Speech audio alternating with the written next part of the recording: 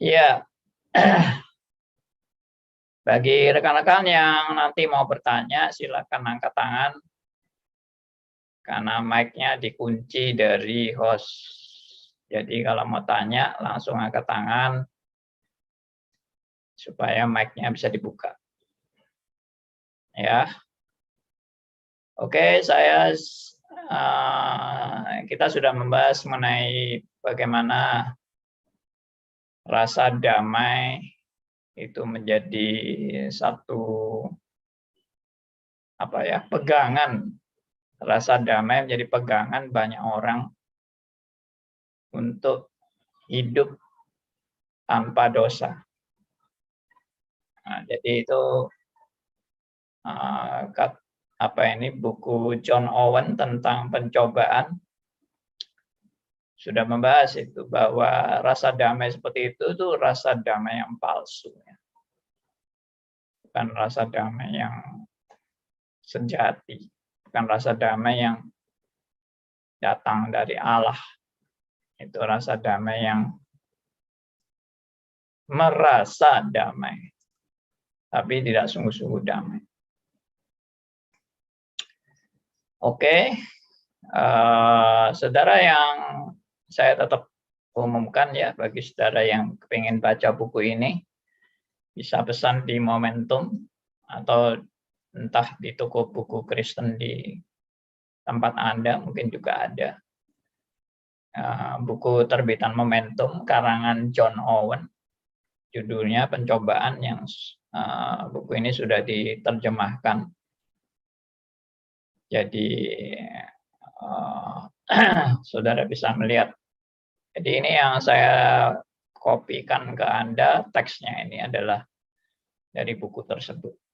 Ya, saya sudah minta izin dari toko Momentum, toko buku Momentum, ya, Pendeta Solomon Yo, yang untuk membahas buku ini di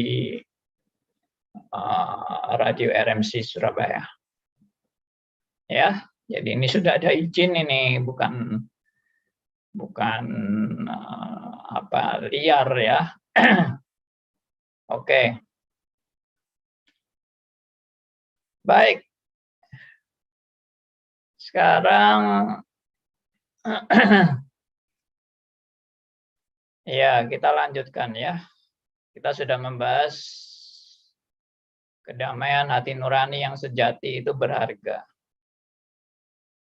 Namun kedamaian itu sendiri tidak akan memadai untuk mempertahankan seorang pada hari pencobaan. Alasannya adalah hati yang penuh tipu daya sanggup menghasilkan beragam alasan yang mendesak untuk menyatakan mengapa mempertahankan kedamaian hati nurani itu tidak penting. Berikut ini ada 2 diantaranya orang percaya lainnya pernah jatuh namun bisa memulihkan kedamaian hati mereka. Dan jika aku memang kehilangan damai sejahteraku, itu bisa diperoleh kembali. Jadi rasa damai itu bisa muncul lagi gitu loh. Tidak kehilangan damai selama-lamanya, tapi bisa dimunculkan kembali dengan usaha seseorang. Jadi itu perasaan. Dan perasaan itu kan sangat kondisional. Sangat bergantung pada kondisi. Kondisi senang, perasaannya damai. Kondisi nggak senang, rasa nggak damai. Jadi senang nggak senang bisa juga kita ciptakan. Bagaimana menciptakan suasana yang senang. Ya, ya, jadi itu bukan standar. Rasa damai seperti itu, rasa damai yang sangat labil, ya, yang tidak jelas juga sumbernya. Oke, yang poin C, beranggapan bahwa keinginan untuk mempertahankan kedamaian hati nurani itu cukup untuk mempertahankan kita pada hari pencobaan adalah bagaikan seorang prajurit. Ya, nah ini poin yang baru. Bagaikan seorang prajurit yang berpikir bahwa selama ia mengenakan topi baja, ia tak akan terluka dalam peperangan. Ya, ini kedamaian hati nurani yang mirip seperti ilustrasi yang diberikan oleh John Owen sebagai penulis buku ini, dan mengatakan bahwa kita itu seperti prajurit yang begitu mengenakan topi baja lalu langsung rasa aman. Karena meyakini dengan saya pakai topi baja, saya tidak akan terluka dalam peperangan. Yaitu kedamaian hati yang yang nggak real ya, yang nggak real. Hanya rasa aman yang dia ciptakan sendiri. Ya, karena orang pakai topi baja pun kalau dibom ya pasti luka lah ya. Mau pakai pakaian seaman apapun juga tetap kita bisa kena. Jadi jangan merasa wah aku pasti nggak akan jatuh, aku pasti nggak akan terluka dan sebagainya. Kedamaian hati nurani merupakan bagian dari baju perang yang diperlukan untuk mengatasi pencobaan. Ya, bagian dari baju perang yang diperlukan untuk mengatasi pencobaan. Namun, jika itu merupakan satu-satunya bagian dari pakaian perang yang digunakan, pencobaan akan segera menemukan sasaran yang tak terlindung. Jadi, ya meskipun pakai baju peperangan, kalau ada yang bagian-bagian yang tidak terlindung ya bisa kena juga ya. Biarpun juga tidak mungkin bisa semua terlindung itu karena ya contohnya kita bisa melihat dengan mata kita itu pun juga pasti ada bagian-bagian yang bisa terkena ya senjata. Jadi jangan merasa kebal terhadap pencobaan. Bodoh itu orang kalau merasa kebal terhadap pencobaan. Saya tidak mungkin jatuh. Saya tidak mungkin kena pencobaan. Saya kuat. Saya hebat. Ngomong kayak gitu itu aja sudah kena pencobaan itu ngomong kayak gitu. Yaitu pencobaan kesombongan dan merasa diri hebat di hadapan Tuhan. Ya, itu sudah kejatuhan itu. Saya tidak mungkin jatuh, itu kejatuhan. Ngomong saya tidak mungkin jatuh adalah suatu kejatuhan. Ya, karena tanpa topangan Tuhan pasti habis saudara dan saya. Dan mungkin habisnya kita ini kita tidak merasa kita habis. Kita merasa kita berhasil, kita jaya, kita menang, kita penuh dengan kesucian, kita penuh dengan sukacita, tapi ternyata itu bohongan. Ya, itu tipu muslihat iblis yang sedang tanda petik menghibur kita di dalam kejatuhan kita yang kita tidak rasakan. Jadi ada orang jatuh tapi tidak merasa jatuh. Ada orang yang terjebak dalam dosa tapi nggak merasa berdosa. Bisa itu. Terutama dosa merasa diri saleh, merasa diri sudah suci di hadapan Tuhan. Nah, itu orang dosa yang nggak merasa dosa. Ya, karena merasa dirinya suci.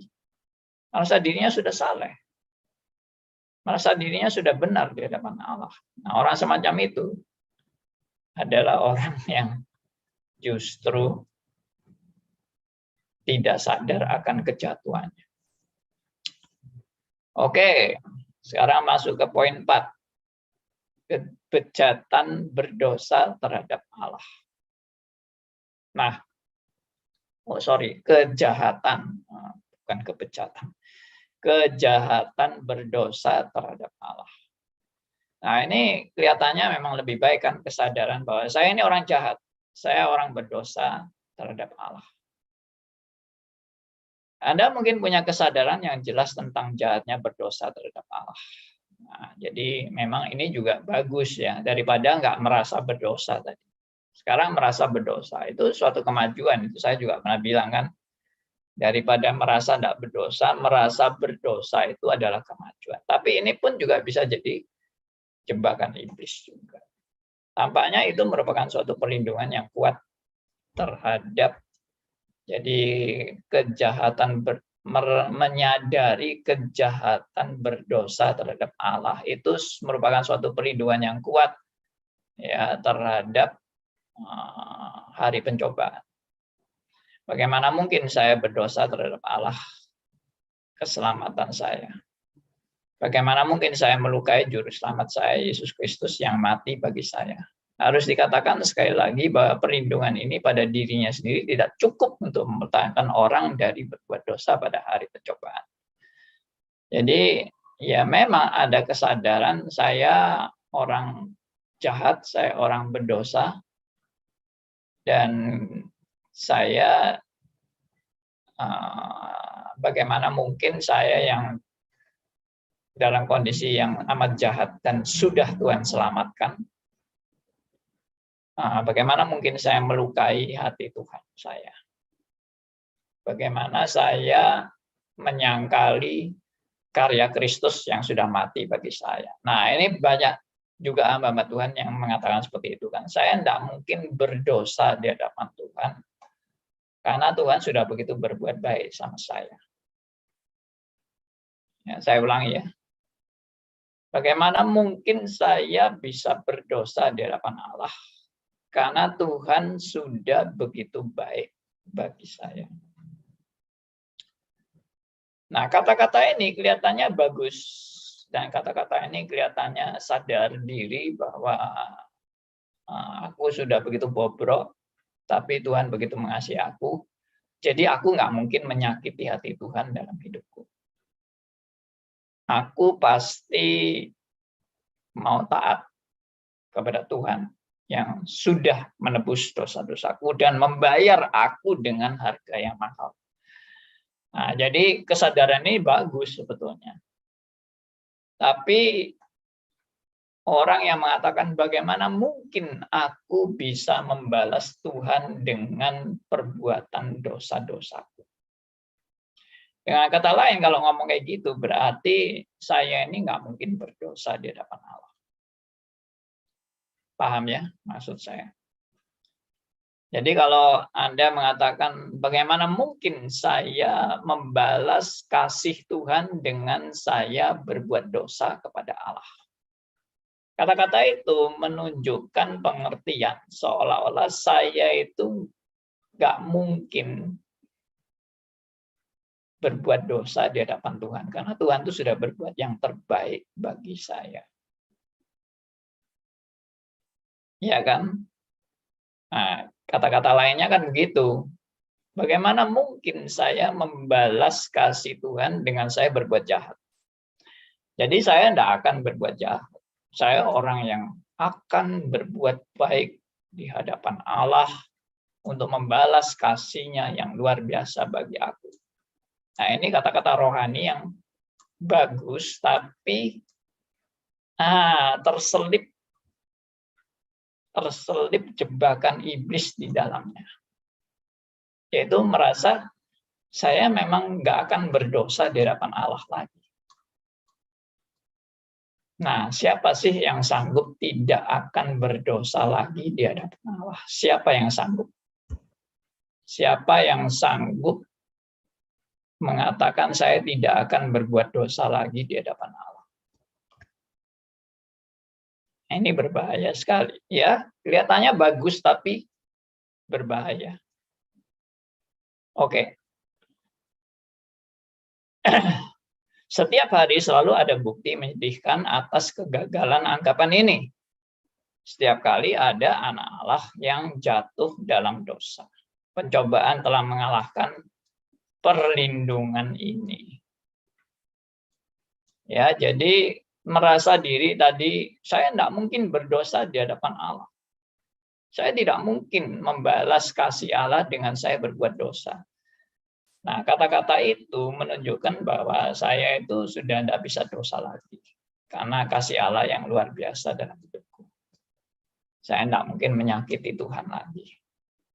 Karena Tuhan sudah begitu mengasihi aku.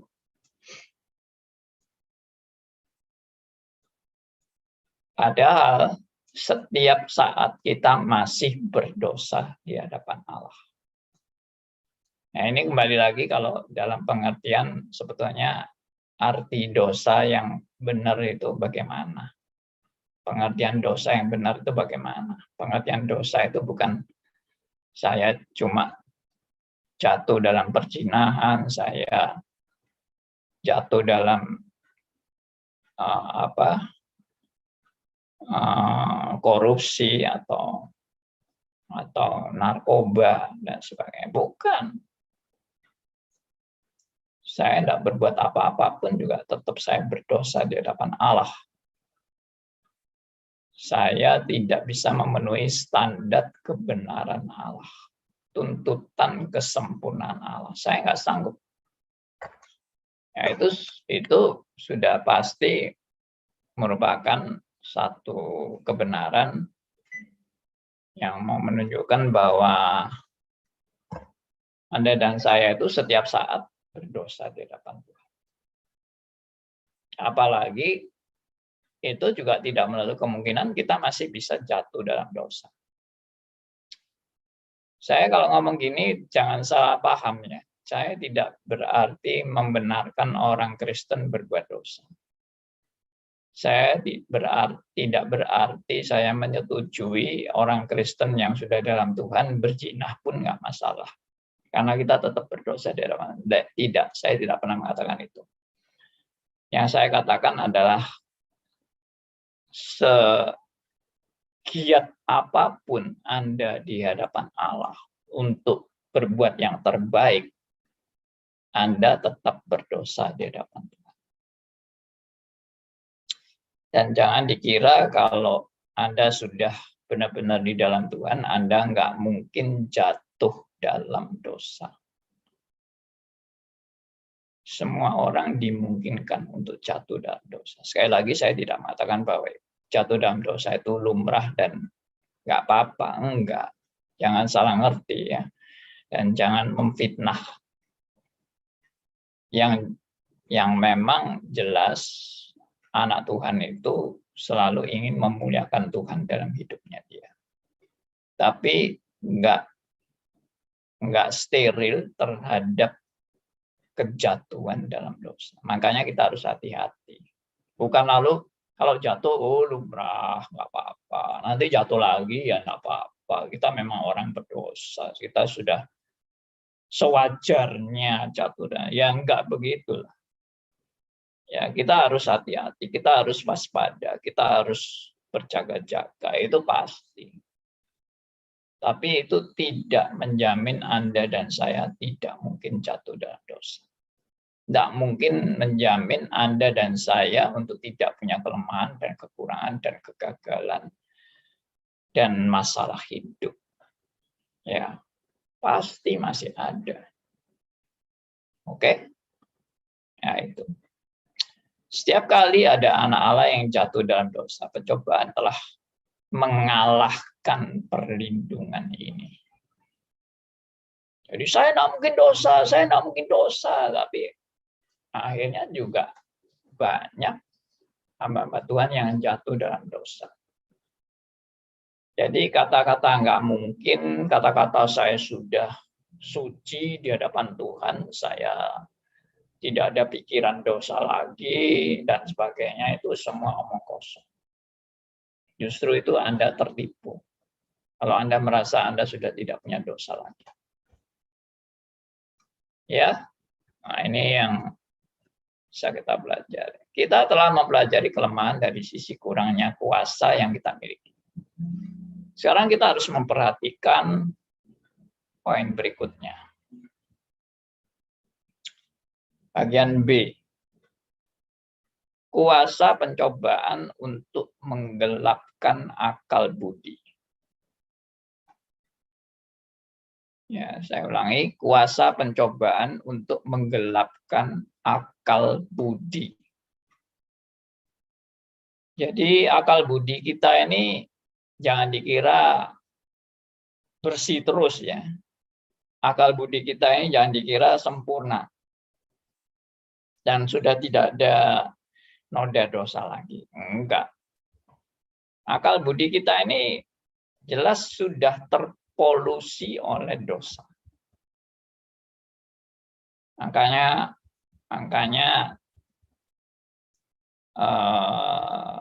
tidak ada yang bisa diandalkan dalam diri kita. Karena semua sudah terpolusi oleh dosa. Baik pikiran, perasaan, pengalaman, ya, semuanya terpolusi oleh dosa. Tradisi, itu semua sudah terpolusi oleh dosa. Jadi jangan dikira, oh akal budiku ini sehat. Akal budiku tidak mungkin berpikiran yang kotor. Tidak mungkin berpikiran untuk jatuh dalam dosa. Akal budiku ini sudah murni, bersih. Tidak ada egois, tidak ada kemunafikan, tidak ada kesombongan. Ya, tidak ada pikiran dosa, semuanya bersih, murni, suci, dan sempurna. Itu sudah dibohongi setan. Ya, saya memang terus terang sedih atau sinis kalau ada orang-orang yang menyombongkan kesalehan hidupnya dia di hadapan sesama maupun di hadapan Tuhan. Saya sedih dan prihatin. Kenapa ya? Karena orang kayak gitu itu orang yang nggak sadar dirinya di hadapan Allah. Betapa dia kotornya di hadapan Tuhan. Ya, kalimat berikutnya. Pengaruh minuman keras berdampak pada pertimbangan manusia. Hosea 4 ayat 11. Pencobaan memiliki kuasa untuk merusak pertimbangan manusia dengan cara yang sama. Jadi pencobaan itu seperti pengaruh minuman keras.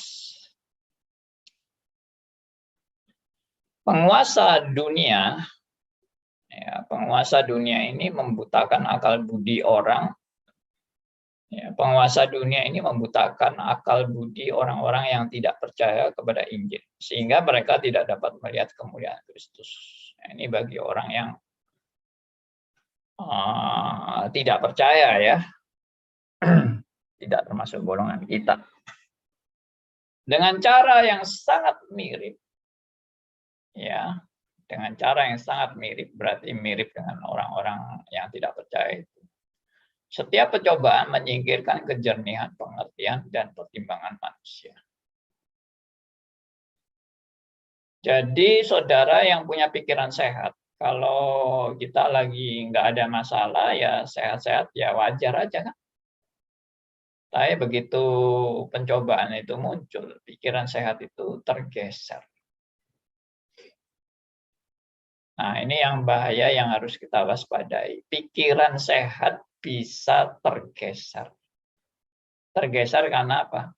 Karena pencobaan. Saya kasih contoh begini. Ada seorang yang tulus, ada seorang yang jujur, ada seorang yang setia. Anda bekerja di suatu perusahaan, dan Anda mengerjakan semua dengan tanggung jawab yang baik. Jujur, tulus, setia, dan mengerjakan semua dengan bertanggung jawab dan berkualitas. Bagus loh? Ya bagus dong. Tapi kemudian, ya ini saya hanya bicara kasus ya, tidak semua orang pasti mengalami ini, tapi kasus. Tapi kemudian ada orang ini menghadapi masalah, yaitu ibunya dia yang dia sangat kasihi itu terkena penyakit kanker yang berat dan harus operasi, dan operasinya tidak bisa di dalam negeri tapi harus di luar negeri karena kasus yang begitu berat. Singkat cerita, dia butuh uang. Ya, sekitar dia harus sediakan sekitar 1 miliar. Dan dia tidak punya uang sebanyak itu. Lalu karena kebutuhan uang 1 miliar ini, maka dia mulai goyah. Ya itulah yang saya maksud tadi. Tadi kalau tidak ada percobaan sih lurus-lurus aja gitu loh. Baik-baik aja. Tapi ini dengan kebutuhan nyawa, pertaruhan nyawa ibunya yang dia sangat kasihi. Dia nggak tega untuk membiarkan ibunya mati karena gagal di opnam di Indonesia. Dia harus keluar negeri. Nah, untuk keluar negeri itu biaya besar. Dan dia butuh uang. Dan perusahaan ini, perusahaan yang dia sudah sangat dipercaya, dia bisa menghandle uang perusahaan tanpa pengetahuan dari pimpinannya. Karena dia sudah dipercaya 100%. Maka bisa saja orang seperti ini yang punya pikiran sehat dan pikiran yang bertanggung jawab itu, pikiran sehatnya, pikiran bertanggung jawabnya itu tergeser gara-gara pencobaan. Itu bisa terjadi. Ya, makanya saudara jangan, kadang-kadang kita terkejut dah. Waduh, nggak nyangka orang seperti dia kok bisa melakukan seperti ini. Ya memang saudara jangan bilang nggak nyangka, saudara sendiri pun bisa seperti itu kalau menghadapi pencobaan. Saya kasih contoh lain. Ya. Orang yang begitu setia hubungan suami istri. Lalu dalam hubungan suami istri itu akhirnya terjadi masalah. Ya, masalah sehingga hubungan suami istri itu agak renggang. Nah, kemudian si suami punya sekretaris yang, ya ini cerita sudah lazim ya, sekretaris yang sangat menarik dan sangat ya sangat setia dalam melayani bosnya, sekretaris ini, dan sangat perhatian, ya toh, ya pokoknya wis sangat ya seperti pepatah, rumput tetangga selalu lebih hijau dari rumput di halaman sendiri. Ya akhirnya ya tergodalah bos ini dengan sekretarisnya yang demikian perhatian dan demikian baik. Sampai akhirnya jatuh cinta, sampai akhirnya membuat suatu hubungan. Ya siapa yang bisa tahan kalau pencobaan seperti itu? Oh saya nggak mungkin Pak, saya pasti tabah. Hati saya tidak akan bergeser 1 inci pun terhadap pencobaan-pencobaan seperti itu. Itu pencobaan murahan, Pak. Ya, mungkin itu bukan kelemahan Anda. Mungkin Anda punya kelemahan lain. Dan kalau Anda dicobai dalam kelemahan Anda, pasti Anda habis. Ya, itu bolak-balik yang saya pernah ajarkan, kan. Adakah manusia yang tidak punya kelemahan? Ya, omong kosong. Kalau manusia tidak punya kelemahan. Ya, omong kosong kalau manusia dia kuat dalam segala pencobaan, omong kosong. Dia merasa kuat terhadap segala pencobaan itu pun sudah mengalami pencobaan sendiri. Ya, pencobaannya adalah dia merasa dirinya kuat terhadap segala pencobaan. Jadi dia anggap dirinya hebat, luar biasa, lebih kuat dari semua orang yang lain. Ya, nah itu sudah pencobaan. Nah, seperti itu. Jadi orang yang sehat pun kalau mengalami pencobaan, pikiran sehatnya bisa tergeser menjadi tidak sehat. Lalu Pertanyaannya, siapa yang bisa tahan menghadapi pencobaan kalau Tuhan tidak memelihara, kalau Tuhan tidak menopang dia? Ya, habis, pasti habis. Kita kan sudah belajar seperti Ayub. Ayub yang demikian hebat menghadapi pencobaan, ya kan? Dari seri percobaan pertama dia hebat, seri pencobaan kedua dia hebat, seri pencobaan ketiga dia jatuh. Artinya apa sih? Artinya ya tidak ada orang yang kebal terhadap pencobaan. Ayub aja jatuh kok. Yang sehebat itu jatuh.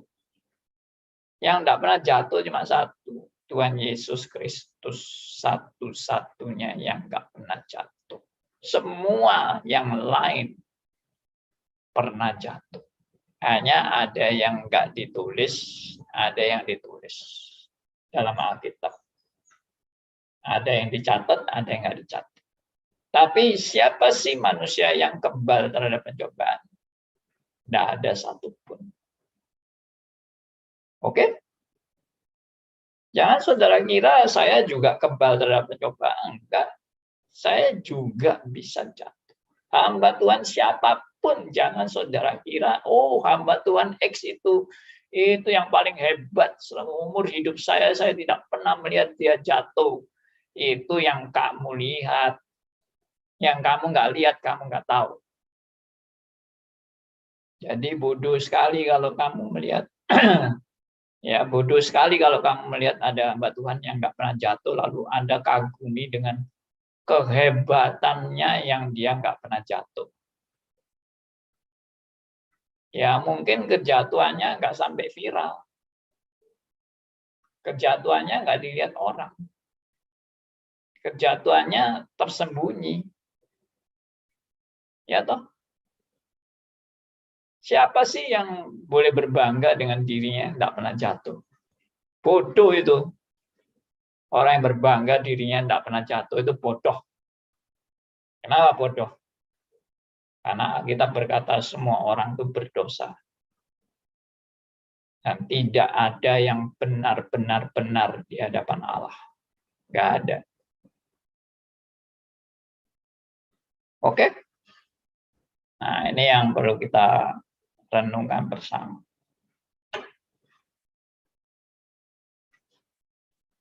Jadi dengan begitu, kita kesimpulannya apa? Kita kesimpulannya kalau Tuhan tidak menopang saya pasti hancur berantakan. Kalau Tuhan tidak menopang saya. Ya kan? Saya pasti habis. Begitu saya tidak ditopang Allah. Host, ada yang mau masuk? Tolong bisa di-admit. Ya, begitu. Oh, ini host. Ya, oke. Sudah. Begitu Tuhan tidak menopang saya pasti hancur berantakan. Itu pelajaran tentang Ayub. Yang saudara bisa lihat di YouTube juga, seri pelajaran tentang Ayub. Ayub, Tuhan dan iblis. Itu menunjukkan apa? Bahwa tidak ada manusia bisa mandiri tanpa Tuhan. Itu enggak ada. Saudara jangan sombong dan merasa diri bisa mandiri tanpa Tuhan. Habis Anda, hancur Anda. Ya. Hancur bisa hancur dalam pencobaan yang memalukan dan diviralkan. Tapi bisa juga Anda hancur dalam pencobaan yang Anda merasa tidak dicobai. Dan Anda merasa Anda orang suci. Itu pun Anda hancur dalam pencobaan. Karena merasa diri suci di hadapan Allah. Merasa diri salah di hadapan Allah. Merasa diri tidak pernah berdosa di hadapan Allah. Itu kehancuran Anda. Oke. Ya, mungkin omongan saya ini nggak enak di kuping ya. Tapi saya bicara sebenarnya. Saya tidak mau bicara yang nipu-nipu atau yang penuh dengan kepura-puraan. Ya. Wah, ini sudah jam 9.43. Jadi saya berhenti sampai di sini. Jadi singkat cerita bahwa kuasa pencobaan untuk menggelapkan akal budi itu bisa terjadi kepada siapa saja, termasuk saudara dan saya. Kalau bukan Tuhan yang menopang, kita pasti habis. Jangan sombong kalau Anda bisa setia dalam keluarga Anda. Jangan sombong kalau Anda tidak mengalami pencobaan yang membuat Anda jatuh ke dalam pencobaan. Jangan sombong. Jangan merasa diri hebat. Jangan merasa saya lebih dari orang lain. Ya. Oke, demikian pembahasan saya. Mungkin ada teman yang mau membagikan berkat dari apa yang saya sampaikan, atau ada yang mau sharing, ada yang mau bertanya, ada yang mau menanggapi, silahkan. Jadi kalau bertanya itu tidak berarti, oh saya nggak ngerti, saya mau tanya. Bisa juga bertanya untuk mengkonfirmasi kebenaran yang saya ajarkan. Bisa juga seperti itu ya, untuk yang lain dapat berkat. Oke, silakan Pak Stephen Tanduzang. Ya, terima kasih Pak Andi. Pencerahan yang sudah Pak Andi bagikan. Ini kadang-kadang kita sombong rohani, kita sok benar. Tapi kalau kita sudah kenal siapa kita sadar siapa kita hanya debu. Dan kita mengenal Tuhan, kita sadar kita orang yang paling berdosa. Makanya kita butuh kekuatan dari Tuhan. Ini yang harus kita pegang. Amin. Terima kasih. Puji Tuhan. Jadi Pak Stephen Tandusang menegaskan, siapa kita di hadapan Allah? Kita cuma tanah liat. Kita cuma debu. Jangan sombong. Kalau bukan Tuhan yang menopang kita, kita pasti habis. Ya, puji Tuhan ya. Buku John Owen ini selalu mengingatkan kita pencobaan-pencobaan yang baik, yang terang-terangan maupun pencobaan yang nggak kelihatan. Ya, pencobaan yang tersamar. Itu lebih mengerikan, itu pencobaan tersamar itu. Pencobaan yang terang-terangan mungkin ya semua sudah tahu, akhirnya dia dipermalukan di hadapan masyarakat. Karena pencobaan yang kelihatan, semua orang kelihatan. Lalu yang nggak kelihatan merasa aman-aman dan merasa saya lebih suci dari yang kelihatan berdosa. Dosa saya nggak kelihatan, jadi saya lebih suci dari yang lain. Nah, itu juga membohongi diri sendiri. Ya, itu juga termasuk kena jebakan dosa. Jebakan setan, bukan jebakan dosa. Jebakan setan, merasa diri lebih suci dari yang lain. Ya, juga bagi yang dosanya sampai kelihatan dan sampai viral kemana-mana, justru mungkin Allah begitu mengasihi Anda sampai Anda ketahuan dosa Anda, dan langkah berikutnya adalah pertobatan yang sejati. Kalau Anda tidak ketahuan, jangan senang-senang, lalu merasa aman-aman dan merasa diri lebih baik dari orang lain. Ya, kenapa? Karena kita semua nggak ada yang baik di hadapan Tuhan. Baik dosa kelihatan, baik dosa tidak kelihatan, kita sama-sama berdosa di hadapan Allah. Sama-sama brengsek di hadapan Allah. Hanya boleh dikata yang dosa kelihatan sampai viral ya mungkin nasib kurang baik. Tapi tidak ada nasib kurang baik. Bagi anak Tuhan, apapun yang terjadi itu dalam rangka Tuhan mendidik Anda dan saya untuk bertobat kembali kepada jalan Tuhan. Jadi Anda dan saya juga jangan dikira di hadapan Tuhan kita orang suci ya, kita orang baik-baik aja. Kita tidak seperti orang-orang brengsek yang kelihatan itu. Enggak juga, kita juga sama-sama brengseknya. Oke, ada yang mau kasih tanggapan? Pak Andi. Ya, Pak Kegi, silakan. Pak Andi, saya ada tetangga, yaitu karismatik KTP. Tapi dia cerita sama saya, temannya dia katanya, hamba Tuhan, hidupnya suci. Dia mau ketemukan saya ke rumah saya bilang, oke, silakan ketemukan saya. Kalau dia mengaku suci, ini anak ini berbahaya orang ini. Bisa-bisa diam-diam dia bisa makan istrinya orang. Saya tak begitu. Iya, bahaya itu. Seperti yang setelah saya alami. Oke, itu aja, Pak. Iya, Pak. Pak Keki, istrimu lulu. Loh iya, masih ada kepahitan, masih ada. Kalau ngomong lupa itu ya enggak mungkin lah. Iya. Iya toh, dulu pendeta KKR kesembuhan itu terus terang aja ngomongnya suci, padahal hilang bojoku. Itu satu pengalaman itu nggak bisa lupa. Anak-anak saya aja bisa jadi reform semuanya lelaki itu karena tahu kalau hanya doktrin reform yang benar.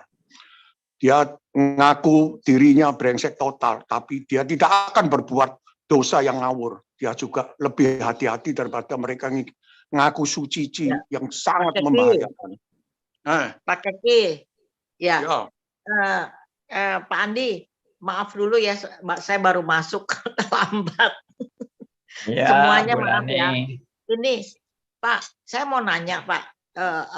Sebenarnya kan kita berdosa nggak dosa tiap hari kan kita berdosa. Kita kan semuanya pikiran kita berdosa dan kita emang semuanya kan udah jauh dari Allah, tetapi karena diperdamaikan oleh Yesus ya kita ini. Tapi kan setiap hari juga mana ada yang nggak berdosa, ya kan? Biarpun kita diam juga nggak berdosa. Berdosa. Kita tidak melakukan aja berdosa. Kita mempunyai pikiran yang jahat aja berdosa. Belum melakukan baru punya pikiran aja berdosa. Begitu ya Pak Andi? Iya, benar. Iya. Saya duduk aja juga pasti berdosa. Nggak ganggu-ganggu Pak Keki juga saya pasti berdosa. Ya berdosa karena kamu sudah percaya Yesus tidak melayani, tidak menginjili orang. Itu sudah berdosa juga. Iya. Bukannya ninggalin Pak Keki aja. Nggak ngomong aja sama Pak Keki juga saya berdosa. Itu Pak. Tapi jangan takut Pak, itu masing-masing pribadi kita sama Tuhan. Jadi jangan kecewa lah Pak sama istri, doain aja supaya dia bertobat gitu aja. Sama aja. Saya juga sama istrinya Bapak, orang berdosa Pak Keki. Hanya doakan aja supaya dia bertobat sungguh-sungguh sama Tuhan Yesus, gitu aja. Ya, oke. Ya oke, terima kasih. Jadi intinya yang tadi Pak Kegi katakan itu jangan merasa suci. Nah, itu. Karena tidak ada orang yang suci itu tidak ada. Semua orang itu di hadapan Tuhan tidak ada yang layak. Ya. Tapi juga jangan aku orang yang berdosa, lebih benar dari orang yang merasa suci. Nah, itu orang berdosa yang membanggakan keberdosaannya. Ya, itu juga tidak benar. Ya, sudah menyadari dosanya, tapi menyombongkan diri dalam keberdosaan. Ya, akhirnya sama aja ya. Ya, yang jelas kita ini belajar menyadari siapa aku di hadapan Allah, nggak usah lihat orang lain. Ya, lalu bagaimana aku belajar untuk ya menyadari siapa aku yang di hadapan Tuhan ini, dan aku mau tetap belajar berbuat yang terbaik bagi kemuliaan Tuhan di dalam segala kelemahan dan kekuranganku. Ya, itulah pergumulan hidup orang percaya yang tidak pernah selesai sepanjang hidupnya. Pak, boleh saya tanya, Pak? Silakan, Pak Hendarto. Pak, tadi dijelaskan bahwa kita mungkin punya kesadaran yang jelas betapa bobroknya kita atau tidak layaknya kita di hadapan Tuhan. Tapi kita kadang-kadang juga tidak bisa menyadari bahwa dari perkataan dan perbuatan kita itu kita sudah melakukan suatu kesalahan, seolah-olah kita itu sudah mendapatkan misalnya tanda kutip doktrin reform yang benar, yang diajarkan dengan benar, itu seakan-akan kita itu memperoleh pengetahuan yang lebih benar, yang lebih baik daripada yang di luar reform. Ya. Nah, berkaca kepada sifat kita yang ya sejak lahir kita ini bobrok dan tidak layak di hadapan Tuhan. Saya berterima kasih karena kita diberi pengetahuan bahwa kita harus lebih mengenal Allah kita yang sejati supaya kita bisa mengenal diri kita yang sebenarnya. Yeah. Saya bersyukur sekali bila bisa mengikuti ajaran-ajaran yang di Sutris maupun di RMC ini, bahwa secara tidak langsung ajaran-ajaran yang diajarkan ini menghancurkan keegoisan dan rasa bangga diri, rasa yang benar diri, rasa yang mendapatkan pengajaran yang lebih benar dari yang lain. Itu membuat saya itu sangat-sangat bersyukur. Bukannya kita malah merasa bahwa kita ini lebih benar daripada yang lain. Terima kasih atas terus yang benar-benar mengajarkan doktrin-doktrin yang benar ini, sehingga kita ini bukan berbangga, tapi justru diajarkan untuk merendahkan diri karena kita mendapatkan yang terbaik. Tapi tetap menyadari bahwa kita ini seperti kain kotor di hadapan Tuhan. Iya. Terima kasih, Pak. Iya, puji Tuhan. Sharingnya Pak Hendarto boleh menguatkan kita semua ya, bahwa kesadaran ini bukan membuat kita menjadi makin sombong dan makin merasa aku lebih baik dari yang lain, tidak. Tapi kita penuh dengan rasa syukur kepada Allah ya, dan kita belajar untuk terus giat dalam memuliakan nama Tuhan dalam kehidupan kita, sambil terus punya kerinduan membagikan kebenaran ini kepada mereka-mereka yang belum mengenal kebenaran. Kita juga rindu supaya mereka juga boleh mengenal kebenaran seperti yang Tuhan sudah nyatakan kepada kita semua. Ya, saya rindu untuk kita semua itu giat untuk menarik jiwa-jiwa baru. Ya, ikut Sutris, ikut RMC, supaya lebih banyak orang yang dapat berkat melalui pelayanan-pelayanan seperti ini. Ya, makanya saya juga nggak pernah berhenti untuk membroadcast kegiatan-kegiatan radio RMC. Makin banyak jiwa-jiwa yang mau mendengar kebenaran firman Tuhan. Ya, saya suatu saat ditelepon sama rekan yang di Amerika. Dan dia cerita, wah kami sangat diberkati dengan YouTube-nya Pak Andi. Dan akhirnya hamba Tuhan ini, rekan saya ini hamba Tuhan ya di sana. Lalu dia mengundang saya untuk membuat webinar yang diikuti oleh jemaatnya yang di Amerika. Gara-gara melihat YouTube. Ya toh, jadi kita juga harus giat itu membagi-bagikan YouTube-nya YouTube-nya Stris Ngagel untuk lebih banyak orang belajar firman melalui radio RMC. Dan juga mau ikut Stris. Nanti kalau boleh saya pada tanggal tersebut, saya waktu webinar itu, saya juga bagikan link supaya saudara-saudara ikut. Kalau boleh ya, sama gembala sidangnya. Saya mau minta izin gembala sidangnya, boleh nggak linknya juga dibagikan ke teman-teman yang lain. Itu. Kecuali dia minta itu eksklusif dan hanya untuk jemaatnya, ya udah, ya saya nggak bisa bagikan link itu kan haknya dia yang minta saya untuk melayani jemaatnya. Ya, demikian.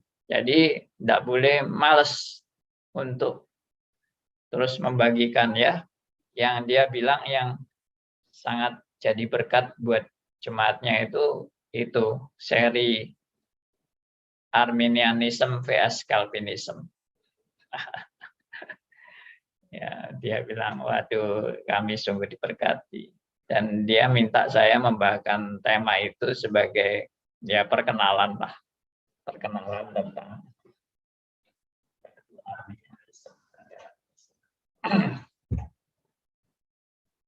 Oke, sudah. Masih ada lagi yang mau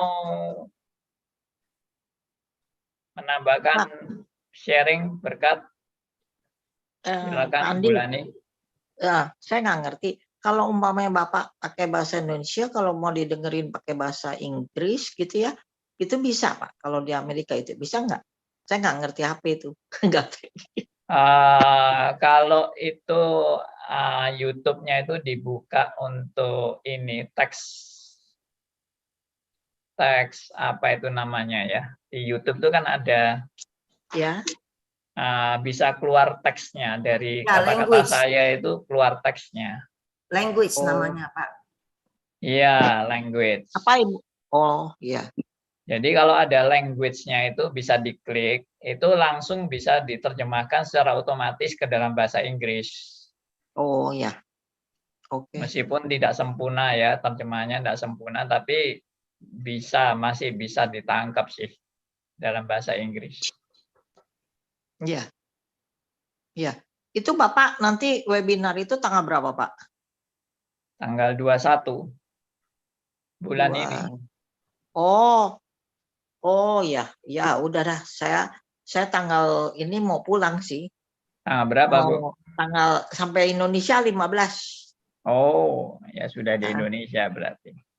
Iya, nanti kalau enggak saya kasih link aja deh sama ini. Berarti sebentar lagi dong, Mbak. Bu Bulani berangkat ini. Kenapa? 3 hari lagi berangkat ya? Iya, ini lagi siap-siap. Oh, ya. Wah. Welcome to Indonesia. Welcome back. Welcome back. Berkat ini ya. Welcome back. Ya, Pak Andi. oke. Sudah kangen ya sama Indonesia ya? Oh, bukan kandangan lagi, Pak. Kalau udah tua sih, ya udah paling kalau udah tua sih paling enak lah di tempat kelahiran sendiri.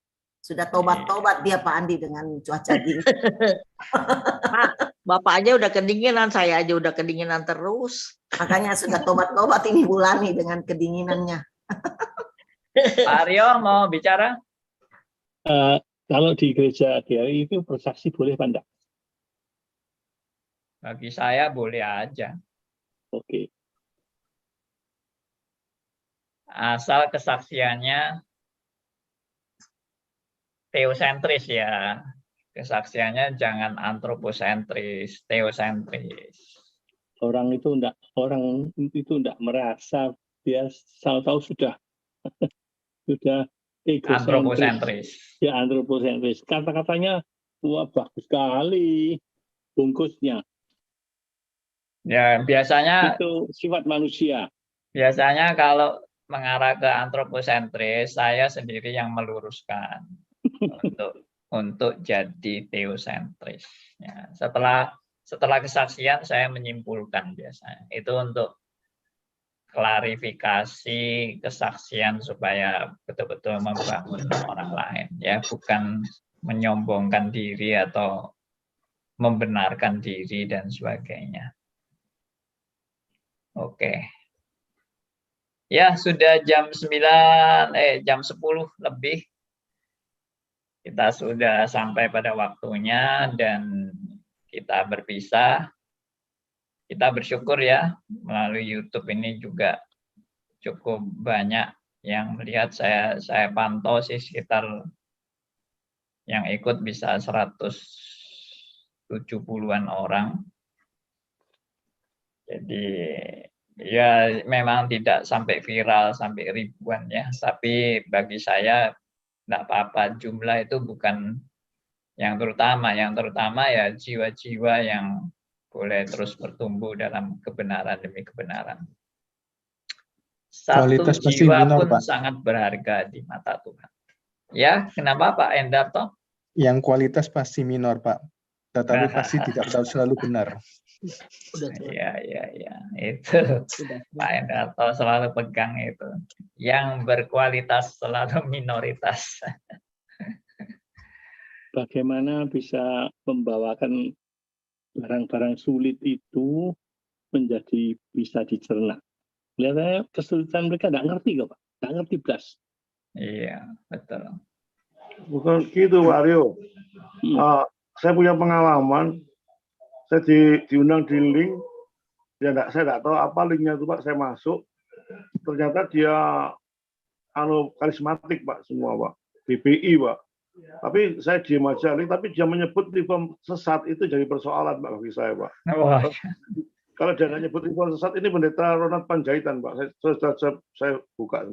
Dia nyebut reform sesat karena dia gini dijelaskan, disalahkan, dibetulkan sendiri. Nah, terpaksa kita begitu ada raise hand, saya langsung angkat tangan. Untung saya kok dimasukkan Pak. Itu banyak orang, untuk 100 orang lebih Pak Zoom-nya. Oh saya dapat itu Pak. Tetapi Pak Aryo bilang kita sudah barang baru, kita sedorkan, nggak mau Pak Andi Halim.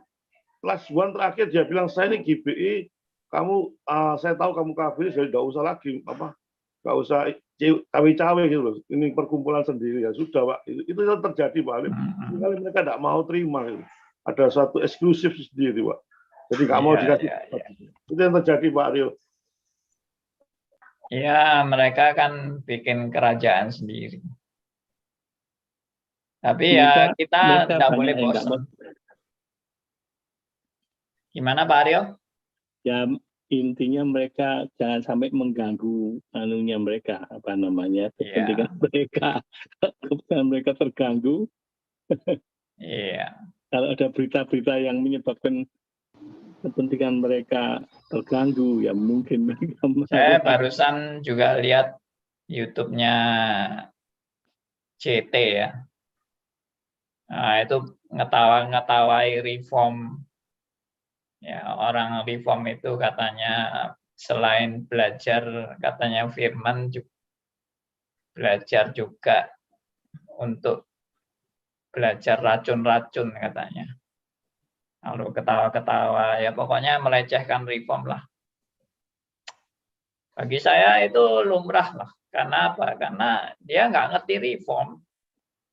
Orang nggak ngerti reform ya pasti benci reform. Karena nggak memahami. Seperti saya dulu waktu Arminian ya saya juga benci sama reform. Itu wajar itu. Ya.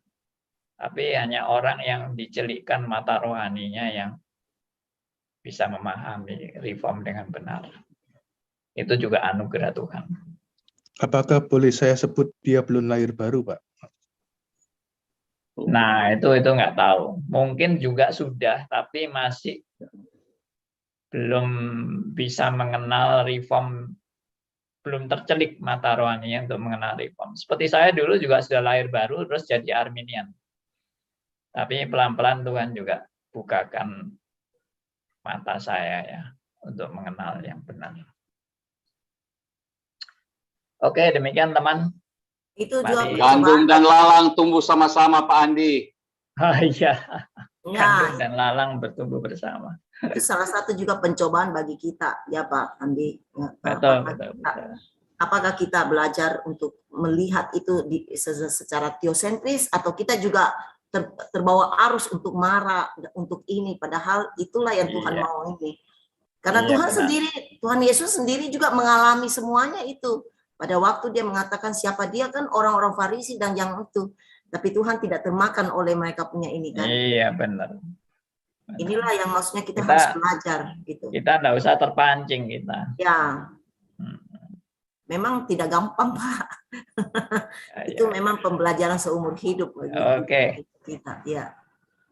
Oke, baik. Kita tutup dengan doa. Saya minta Pak Liman ya, pimpin kita dalam doa. Silakan Pak Liman. Mari kita berdoa.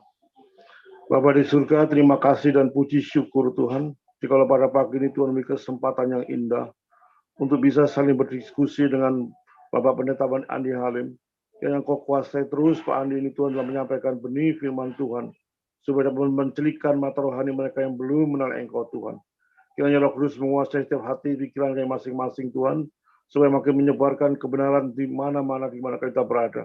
Sehingga makin terang kehidupan kami sebagai anak Tuhan. Terima kasih Bapak, berkatilah Tuhan Zoom ini Tuhan. Terus berjalan dengan baik, YouTube-nya tersebar luas di mana-mana. Menjadi berkat banyak orang memenuhi jiwa-jiwa yang belum mengenal Tuhan. Mereka betul-betul mengenal Tuhan secara serius. Terima kasih Bapak. Di dalam nama Tuhan Yesus sama berdoa ucapkan syukur. Amin. Amin.